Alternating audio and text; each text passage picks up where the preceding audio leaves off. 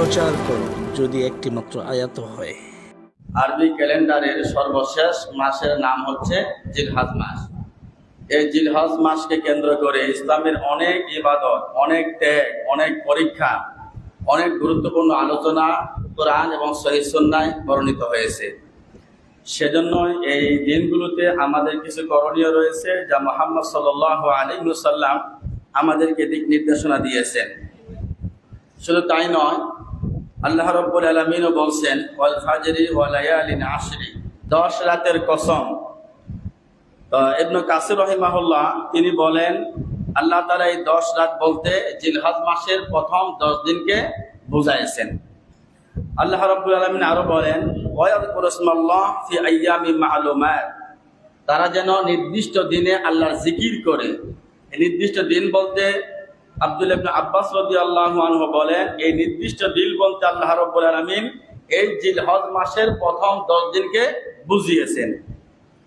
এ মর্মে রাসূল সাল্লাল্লাহু আলাইহি ওয়াসাল্লাম বলেন, যা পরিচিত হাদিস আমরা সকলে জানি, আন ইবনে আব্বাস রাদিয়াল্লাহু আনহু قال قال رسول الله صلى الله عليه وسلم ما من ايام العمل الصالح فيهن احب الى الله من هذه الايام العشر. قال يا رسول الله ولا الجهاد في سبيل الله؟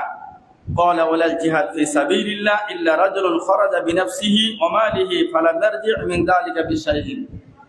আল্লাহ বলেন, আল্লাহর যত দিন আছে সবচেয়ে উত্তম দিন হচ্ছে এই জিলহজ মাসের প্রথম 10 দিন। এই জিলহজ মাসের প্রথম 10 দিনের ইবাদত আল্লাহর কাছে যত বেশি প্রিয়, অন্য কোনো ইবাদত, অন্য কোনো দিনের ইবাদত এত বেশি প্রিয় না। সুবহানাল্লাহ। যত দিন আছে সবচেয়ে উত্তম দিন হচ্ছে এই জিলহজ মাসের প্রথম 10 দিন। তাহলে এই 10 দিনের যত ইবাদত করবেন, এই ইবাদতগুলো আল্লাহর কাছে প্রিয়। যারা ইবাদত করবেন তারাও আল্লাহর কাছে প্রিয়। সুবহানাল্লাহ। আল্লাহ নবী এই কথা বলার পরে সাহাবায়ে কেরাম জিজ্ঞেস করলেন, আমরা তো জানি জিহাদ করলে অনেক নেকি, ভালো কাজ, তাহলে জিহাদের চাইতেও কি এই 10 দিন উত্তম? আল্লাহ নবী বললেন, জি, জিহাদের চাইতেও এই 10 দিনের নেকি আল্লাহর কাছে উত্তম, প্রিয়। সুবহানাল্লাহ। তবে হ্যাঁ, কেউ যদি জান মাল নিয়ে জিহাদের ময়দানে বের হয়ে গেল, তার জানও ফিরল না, মালও ফিরল না, শহীদ হয়ে গেল, তার কথা ভিন্ন। কারণ তার ব্যাপারে আল্লাহ বলেন, ওয়ালা তাকুলু লিমান ইউকতালু ফি সাবিলিল্লাহি আমওয়াত, যারা শহীদ হয়েছেন তাদেরকে মৃত্যু বলতে নিষেধ করেছেন, বরং তারা আল্লাহর কাছে কি? জীবিত। আমাদের করণীয় হচ্ছে 1 নম্বরে চুল ও নখ না কাটা। এ ব্যাপারে রাসূল সাল্লাল্লাহু আলাইহি ওয়াসাল্লাম বলেন, মান রাআ হিলাল যিল হজ্জা ওয়া আরাদা ইউদাহিয়া ফালা ইউযি মিন ফালা ইয়াযু মিন ফালা ইয়াখুয মিন শা'রিহি ওয়ালা মিন আযফারিহি। মুসলিমের হাদিস, আল্লাহ রাসূল বলেন, যে ব্যক্তি জিলহজ মাসে চাঁদ দেখলো এবং কুরবানি করার ইচ্ছা পোষণ করলো, সে যেন জিলহজ মাসে চাঁদ উঠা থেকে নিয়ে কুরবানি করা পর্যন্ত সে যেন মধ্যখানে চুল, নখ ইত্যাদি, চুল থেকে নখ কাটা থেকে বিরত থাকে। তাহলে এই কাজটা আমরা করবো ইনশাআল্লাহ। 2 নম্বরে বেশি বেশি নফল রোজা রাখা, বিশেষ করে আরাফার সিয়াম। এই জিলহজ মাসের প্রথম 10 দিনের মধ্যে গুরুত্বপূর্ণ একটি দিন হচ্ছে আরাফার দিন, ইয়াউমু আরাফা। এই দিনের ব্যাপারে আল্লাহ রাসূল বলেন, মা মিন ইয়াউমিন আকতারা মিন আইয়ুতিকাল্লাহ মিন আবদান মিনান নার মিন ইয়াউমি আরাফা।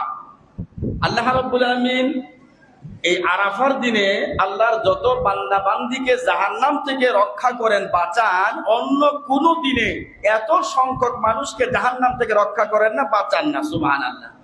শুধু তাই নয়, আল্লাহ তাআলা আরাফার দিনে বান্দার নিকটে চলে আসেন এবং ফেরেশতাদেরকে বলতে থাকেন, হে আমার ফেরেশতারা, মান আরাদাহা উলাই, এই যে আরাফার ময়দানে সকাল থেকে সন্ধ্যা পর্যন্ত কান্নাকাটি, দোয়া, এই যে আমার কাছে প্রার্থনা করতেছে, এরা কি চায়? এবং আরাফার বাহিরে যারা আছে তারা সিয়াম রাখছে, আমার কাছে দোয়া করতেছে, কারণটা কি? তারা কি চায়? অথচ আল্লাহ জানেন। আল্লাহর কাছে ফেরেশতারা বলে, এরা গুনাহ মাফ চায়, আল্লাহ বলে গুনাহ মাফ করে দিলাম। এরা জান্নাত চায়, জান্নাত দিয়ে দিলাম। জাহান্নাম থেকে মুক্ত হতে চায়, আমি জাহান্নাম থেকে মুক্ত করে দিলাম। সুবহানাল্লাহ। অর্থাৎ আল্লাহ বুঝাইতে চাইলেন, এই আরাফার দিনে আমার বান্দা বান্দীরা যা চাবে আমি আল্লাহ তাই দিয়ে দেব। সুবহানাল্লাহ। কারণ হচ্ছে রাসূল সাল্লাল্লাহু আলাইহি ওয়াসাল্লাম বলেন, দুআ ইয়াউমি আরাফা খায়রু দুআই দুআ ইয়াউমি আরাফা, সবচেয়ে উত্তম দোয়া হচ্ছে আরাফার দিনের দোয়া। এই আরাফার দিনে যারা আরাফার ময়দানে আছে তারা তো দোয়া করবে নই, আমরা যারা বাহিরে আছি আমরাও আরাফার দিনে বেশি বেশি আল্লাহর কাছে কি করব? দোয়া করবো ইনশাআল্লাহ। এবং সিয়ামের ব্যাপারে আপনি চাঁদ ওঠা থেকে নিয়ে 9 তারিখ পর্যন্ত এক টানা 9টা সিয়াম রাখবেন। চাঁদ ওঠা থেকে নিয়ে 1 তারিখ থেকে নিয়ে 9 তারিখ পর্যন্ত এক টানা 9টা সিয়াম রাখবেন। যদি কেউ না পারেন 1টা 2টা 3টে 4টে যার যেই কয়টা সুবিধা এই কয়টা সিয়াম রাখবেন ইনশাআল্লাহ। বিশেষ করে আরাফার দিনের সিয়াম। আরাফার দিনে সৌদি আরবের সাথে আমাদের তারিখ মিলতে পারে, নাও মিলতে পারে। সুতরাং ওই দিনের সঙ্গে সম্পৃক্ত হয়ে আমাদেরকে 8 তারিখে হতে পারে, এই 8 তারিখেই আমাদের রাখতে হবে। কিন্তু যেহেতু হাদিসে আছে দিনের কথা, ওই দিনের সাথে মিল রেখে আমাদের একটা সিয়াম রাখতে হবে, আরাফার সিয়াম।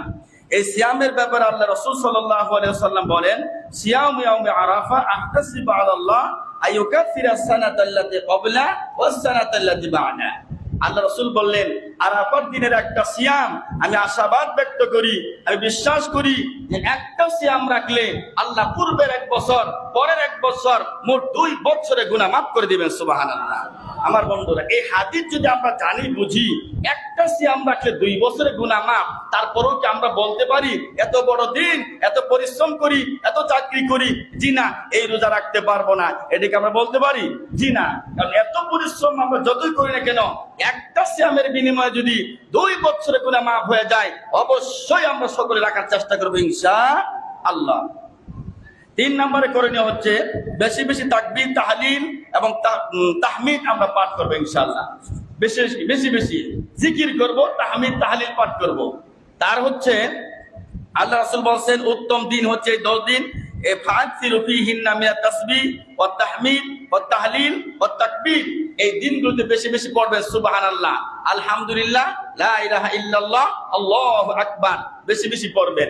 বিশেষ করে সর্বশেষ যে কথাটি, চাঁদ ওঠা থেকে নিয়ে, মুতলাক মুকাইয়াদ ভাবে বলছি, চাঁদ ওঠা থেকে নিয়ে 13 তারিখের আসরের পর পর্যন্ত, অর্থাৎ মাগরিবের আগ পর্যন্ত, একবারে 1 তারিখ থেকে নিয়ে 13 তারিখ শেষ পর্যন্ত যে কোনো সময় উঠতে বসতে চলতে ফিরতে যে কোনো মুহূর্তে আপনি আল্লাহু আকবার, আল্লাহু আকবার, লা ইলাহা ইল্লাল্লাহ, আল্লাহু আকবার, আল্লাহু আকবার এই তাকবীরটি পড়বেন।